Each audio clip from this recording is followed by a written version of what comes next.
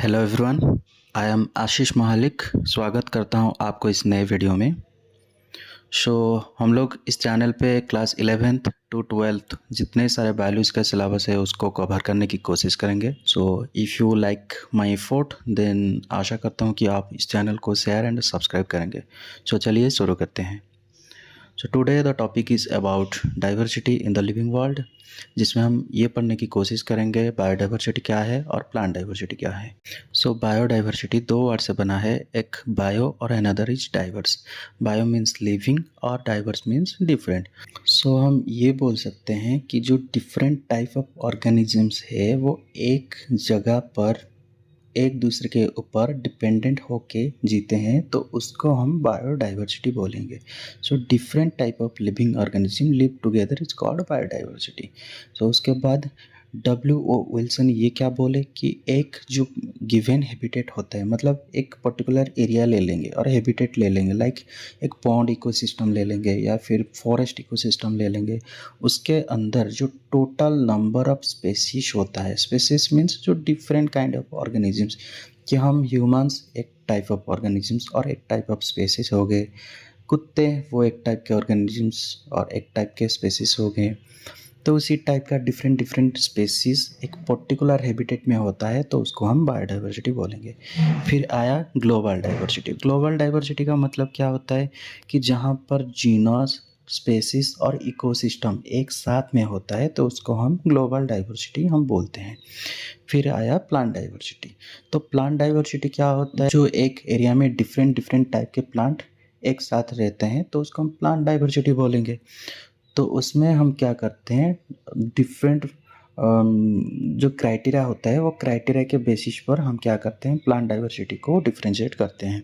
हम अगर यहाँ पर देखें plant diversity on the basis of habitat. Habitat means क्या होता है कि वो किस एरिया में रहते हैं, मतलब वो एरिया में पानी है या नहीं है, गर्मी है या ठंडा है। तो उसी टाइप का जो हैबिटेट होता है, जो एरिया का जो टेम्परेचर, प्रेशर और क्लाइमेट होता है, उसको हम हैबिटेट बोलते हैं और उसी के हिसाब से प्लांट अपने आप को एडाप्ट करते हैं।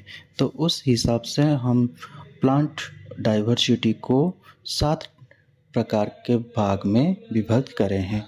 एक हुआ हाइड्रोफाइट, 2 में हाइग्रोफाइट, 3 हेलोफाइट, 4 मेजोफाइट, 5 जेरोफाइट, 6 एपीफाइट, 7 पैरासाइट।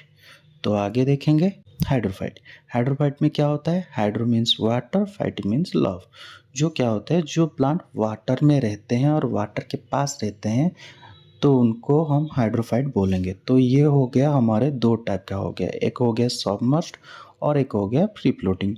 तो फ्री फ्लोटिंग क्या होगा कि जो प्लांट होता है कि वाटर के सरफेस के ऊपर जो होता है, सरफेस के ऊपर पूरा वो तैरता रहता है, तो उसको हम क्या बोलेंगे, फ्री फ्लोटिंग। तो एग्जांपल के तौर पे हम पिस्टिया को लेंगे। आप लोग पिस्टिया को देखे होंगे, जो तालाब में होता है, तो वाटर के सरफेस के ऊपर वो तैरता रहता है। फिर हो गया इकॉर्निया, ये भी तालाब में होता है, कुछ कुछ नदी में भी होता है। तो फिर हम देखेंगे कि सबमर्ज्ड प्लांट क्या होता है। सबमर्ज्ड प्लांट ये होता है जो प्लांट के पानी के अंदर जो रहता है, मतलब हम ये देख सकते हैं कि कुछ पेड़ होते हैं जो पानी के पूरे अंदर में होते हैं, तो वो पानी के अंदर ही अपना सारे जो कार्यक्रम होता है, जो फोटोसिंथेसिस होता है, रेस्पिरेशन होता है, वो सब पानी के अंडर होता है। तो आप लोग इसको देखे होंगे, इस टाइप के प्लांट को, जिसको हम हाइड्रा बोलेंगे। ये हमेशा के लिए पानी के नीचे ही रहता है। तो इसमें क्या क्या होता है, सबमर्ज्ड हो और फ्री फ्लोटिंग हो, ये सारे प्लांट्स क्या होता है, हाइड्रोफाइट्स होता है। तो इसमें क्या होता है, जो उनका रूट और स्टेम जो होता है, ये क्या होता है, अंडर डेवलप होता है, क्योंकि उनके पास पानी है। तो क्यों वो अपना रूट शूट और स्टेम लीफ को डेवलप करे, सब कुछ है तो अपने पास बैठो, खाओ और घूमो। तो उस टाइप का होता है यहाँ पर। तो they have undeveloped root and weak vascular tissue. Vascular tissue मतलब जो वाटर और न्यूट्रिएंट सप्लाई करता है। तो पानी के अंदर जो प्लांट रहते हैं, तो उनको वाटर की कोई मतलब इतनी कमी नहीं पड़ जाती है। तो अगर उनके पास वाटर की कमी नहीं है, तो वो क्यों अपने भास्कुलर बंडल को इतना डेवलप करेंगे। तो इसीलिए उनका क्या होता है, भास्कुलर टिश्यू जो होता है वो डेवलप नहीं होता है। And plant body consist of air space and is spongy. हम लोग ये देखे हैं जितने सारे प्लांट्स है, हाइड्रोफाइट्स है, वो क्या होता है, पानी के अंदर हो या पानी के बाहर हो, वो क्या करते हैं, वो तैरते रहते हैं। मतलब ऐसे कि पूरे कुछ कुछ प्लांट पानी के ऊपर तैरते रहते हैं और कुछ प्लांट पानी के नीचे भी तैरते रहते हैं। वो क्यों होता है? क्योंकि उनके जो स्टेम हो गया या फिर लीफ हो गया, उसके अंदर जो एयर स्पेस होता है, इसलिए उनका जो बॉडी का वजन जो होता है वो बहुत हल्का होता है, इसीलिए वो पानी के ऊपर तैरते रहते हैं। फिर उसके बाद हम देखेंगे हाइग्रोफाइट। हाइग्रोफाइट क्या होता है? तो हम धीरे धीरे पानी से दूर जाएंगे तो उसके हिसाब से हमें डिफरेंट टाइप के प्लांट्स सब मिल जाएंगे। तो उस हिसाब से हमें हाइग्रोफाइट आएगा। हाइग्रोफाइट में क्या होता है कि जो प्लांट्स होते हैं वो मॉइस्ट एंड सैडी प्लेस में वो अपना जीवन यापन करते हैं। मतलब क्या बोलेंगे कि जो प्लांट होते हैं वो थोड़े पानी से थोड़े ऊपर जाएंगे तो उधर थोड़ा क्या होता कि कम, मतलब इतना ज़्यादा पानी नहीं होगा कि कम भी पानी नहीं होगा, तो उसी जगह पर ये प्लांट्स जीते हैं। सो इनमें क्या होता है, इनमें बस लिमिटेड रूट्स और स्टेम डेवलप होता है। तो उसका एग्जांपल हम लेंगे तो फॉर्न्स हो गया, मोजेस हो गया।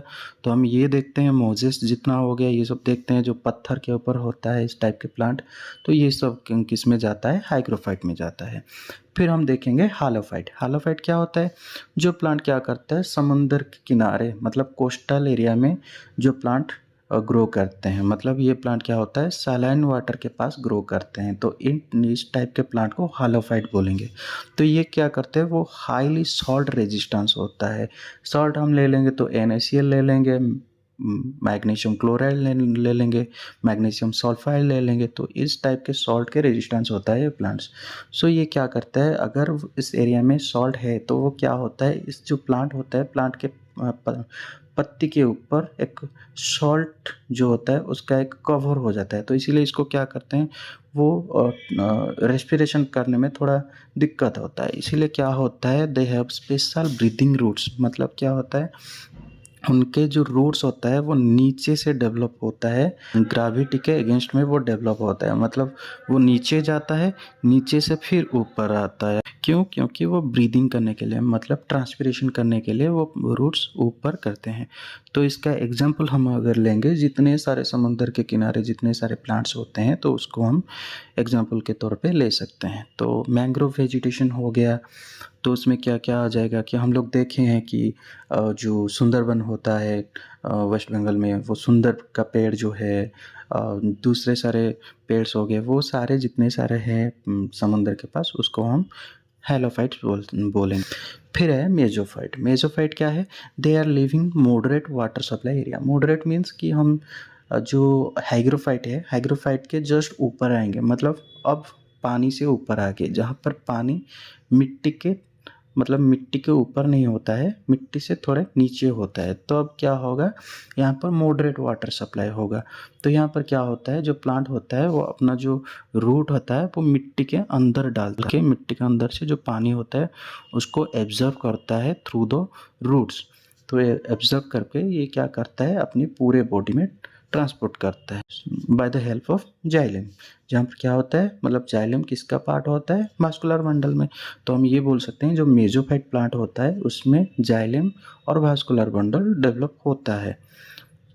सो एग्जाम्पल के तौर पे हम ये कह सकते हैं कि जितने सारे एंजियोस्पर्मिक प्लांट हो गया, मतलब फ्लावरिंग प्लांट्स जितने सारे हो गया, तो उसको हम क्या बोलेंगे कि मेजोफाइटिक प्लांट बोल सकते हैं। तो एग्जाम्पल पे रोजेस और अनदर मैंगो ट्री भी ले सकते हैं, या फिर जितने सारे एंजियोस्पर्म हो गया उसको सब हम मेजोफाइट में डाल सकते हैं। फिर अपना ज़ेरोफाइट।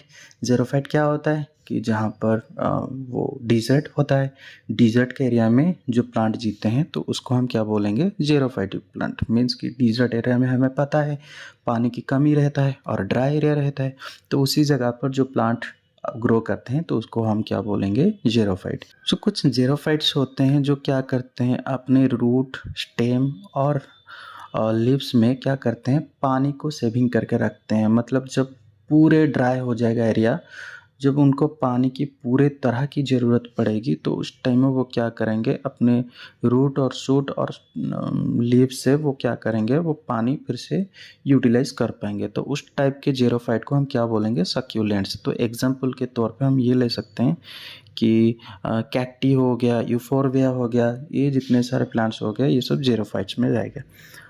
फिर है एपीफाइट। एपीफाइट क्या होता है, कुछ कुछ हमें देखे हैं कि पेड़ में जो पेड़ होता है, पेड़ के ट्रंक के ऊपर वो लोग बढ़ते हैं वो प्लांट, और बहुत सारे वो बानियन ट्री के ऊपर, कोकोनट के ट्री के ऊपर, बहुत सारे ट्री के ऊपर ये प्लांट्स वो ग्रो करते हैं। तो इस टाइप के प्लांट्स को हम क्या बोलेंगे? एपीफाइट्स बोलेंगे। तो ऑर्चिड्स, लाइकेंस, इस सब को हम क्या बोलेंगे? एपीफाइट्स। ये क्या करता है? दूसरे प्लांट के वो उनके मतलब बॉडी के ऊपर ये लोग ग्रो करते हैं। फिर है पैरासाइट। पैरासाइट में क्या होता है?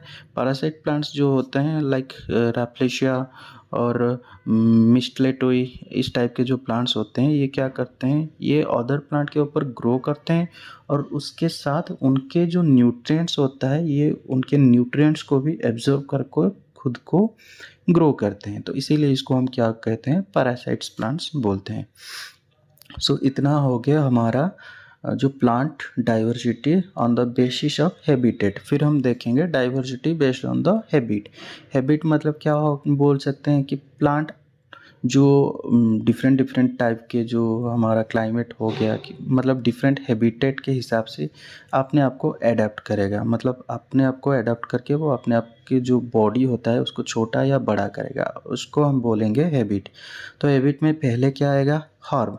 हर्ब प्लांट जो होता है वो पूरे शॉर्ट प्लांट होता है और ये ग्रीन होता है और फ्रैगल स्टेम होता है। तो मतलब हम ये बोल सकते हैं पूरे छोटे छोटे जो होता है, ग्रासेस होता है, मोजेस होता है, इस टाइप के जो छोटे छोटे प्लांट्स होते हैं, या फिर पेडी हो गया, इनका जो क्या हो गया, उनके पूरे जो बॉडी होता है पूरा बॉडी ग्रीन होता है और बहुत छोटे होते हैं।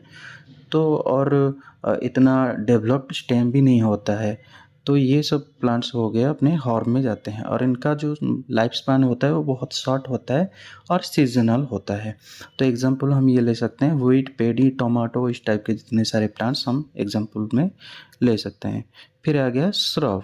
श्रब में क्या होगा? श्रब हॉर्ब से थोड़ा सा बड़ा होगा और थोड़ा सा उससे वुडी प्लांट होगा। लाइक क्या बोल सकते हैं कि वुडी मतलब थोड़ा सा हार्ड होगा उनका स्टेम कंपेयर देन टू हॉर्ब।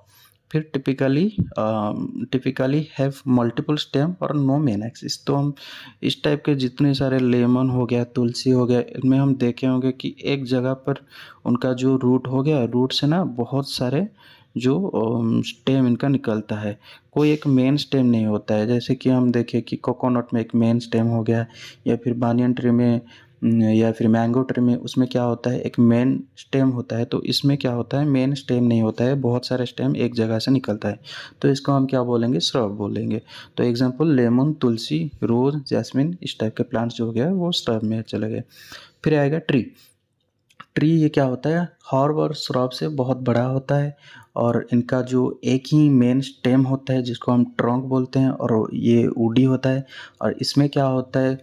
जो वास्कुलर टिश्यू होता है वो हाईली डेवलप होता है और बहुत स्ट्रॉन्ग होता है, और इसका जो लाइफ स्पान बहुत दिन होता है। मतलब 1000, 800, 500 ऐसा करके बहुत दिन तक इनका लाइफ स्पान होता है। तो एग्जांपल हम ऐसे कर सकते हैं, ओक ट्री हो गया, पाइन ट्री हो गया, इस टाइप के जितने सारे ट्री हो गए ये सब ट्रीज में जाएंगे। फिर आएंगे क्रीपर। क्रीपर क्या होता है? क्रीपर जो होते हैं वो मिट्टी के साथ मतलब नीचे नीचे वो ग्रो करते हैं। मतलब इनका जो स्टेम हो गया, और ये क्या होता है? स्टेम जो होता है ये इतना हाईली डेवलप्ड नहीं होता है और इतना स्ट्रॉन्ग नहीं होता है, इसलिए ये क्या करता है? ये ग्रो नहीं कर पाता है ऊपर, मतलब इरेक्ट पोजीशन में। सो ये क्या करता है? ये नीचे नीचे ही बढ़ता है मिट्टी के साथ। तो इसमें क्या होता है? जब फ्रूट्स होता है फिर ये क्या होता है? ये ऊपर उठ भी नहीं पाता है। एग्जाम्पल के तौर पे हम ये देख सकते हैं, वाटरमेलन हो गया, पम्पकिन हो गया, स्वीट पोटैटो हो गया, ये सारे क्या होता है? वो मिट्टी के साथ ही बढ़ते हैं। फिर है क्लाइंबर। क्लाइंबर प्लांट्स क्या होते हैं? इनका भी स्टेम इतना स्ट्रॉन्ग नहीं होता है, पर ये क्या करता है? ये अपने बॉडी वेट को उठा सकते हैं with the help of external support. जो एक्सटर्नली कुछ सपोर्ट अगर इनको मिलेगा तो ये क्या करेंगे? ये अपनी बॉडी को सपोर्ट देंगे और ये ऊपर उठने की कोशिश करेंगे। मतलब वर्टिकली ये लोग क्लाइंब करेंगे। सो इसको हम क्या बोलेंगे? क्लाइंबर बोलेंगे। एग्जाम्पल के तौर पे हम ये ले सकते हैं कि बीटर गार्ड और पी, इस टाइप के जितने सारे प्लांट्स हो गए ये सब क्लाइंबर हो गया। सो आज के लिए इतना। अगर आप लोगों को ये वीडियो पसंद आया होगा तो आशा करता हूँ आप इस चैनल को शेयर एंड सब्सक्राइब करेंगे। Thank you.